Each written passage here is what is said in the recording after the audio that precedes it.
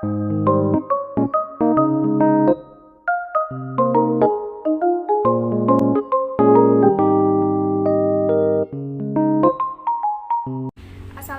warahmatullahi wabarakatuh. Saya Rista Syarida dengan NIM 2005-11-3131.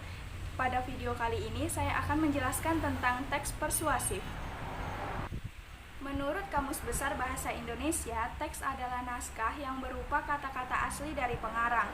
Teks juga berarti bahan tertulis untuk dasar memberikan pelajaran, berpidato, dan sebagainya. Sedangkan persuasif menurut Kamus Besar Bahasa Indonesia adalah bersifat membujuk secara halus, supaya menjadi yakin. Jadi pengertian teks persuasif adalah teks yang bersifat membujuk agar orang yakin.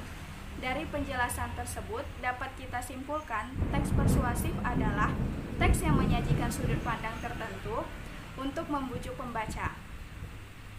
Teks persuasif memiliki tujuan untuk meyakinkan pembaca bahwa ide, gagasan, atau pendapat dalam tulisan itu benar dan terbukti, sehingga pembaca melakukan apa yang menjadi ajakan dari tulisan tersebut. Hal itulah yang membuat kalimat persuasif banyak digunakan dalam iklan atau himbauan khusus. Struktur teks persuasif. 1. Pengenalan isu. Pengenalan isu berupa pengantar atau awalan pada teks yang mengenalkan isu atau permasalahan yang akan dibahas pada teks persuasif. Lalu yang kedua, rangkaian argumen. Rangkaian argumen ini berupa pendapat-pendapat dari penulis mengenai isu yang dikemukakan sebelumnya. Pada bagian ini juga dikemukakan mengenai data atau fakta yang mendukung argumen tersebut. Selanjutnya yaitu pernyataan ajakan. Pernyataan ajakan berupa kalimat-kalimat dorongan kepada para pembaca untuk melakukan sesuatu.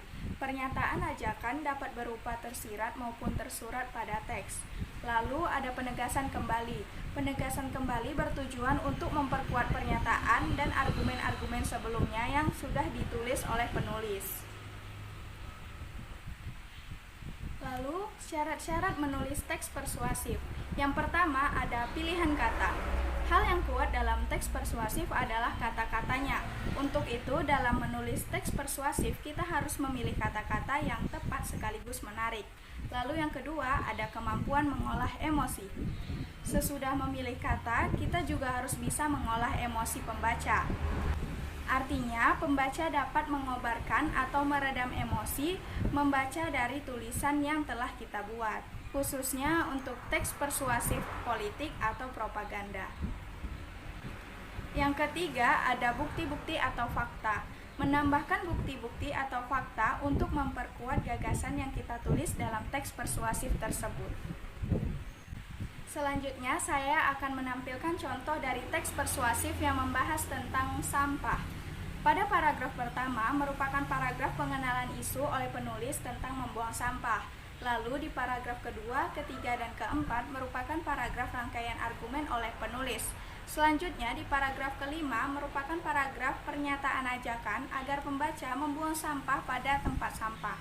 Dan yang terakhir, paragraf keenam merupakan paragraf penegasan ulang oleh penulis.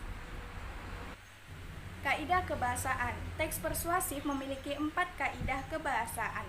Yang pertama, menggunakan kata bujukan seperti penting, harus, dan sepantasnya. Lalu yang kedua, menggunakan kata kerja imperatif seperti jadikanlah, hendaknya, waspadalah.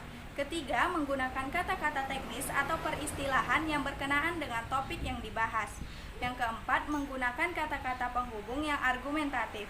Contohnya jika, sebab, karena, oleh karena itu, akibatnya, dan sebagainya. Baiklah, sekian yang dapat saya sampaikan tentang teks persuasif. Lebih dan kurangnya saya mohon maaf. Wabillahi taufiq wal hidayah. Wassalamualaikum warahmatullahi wabarakatuh.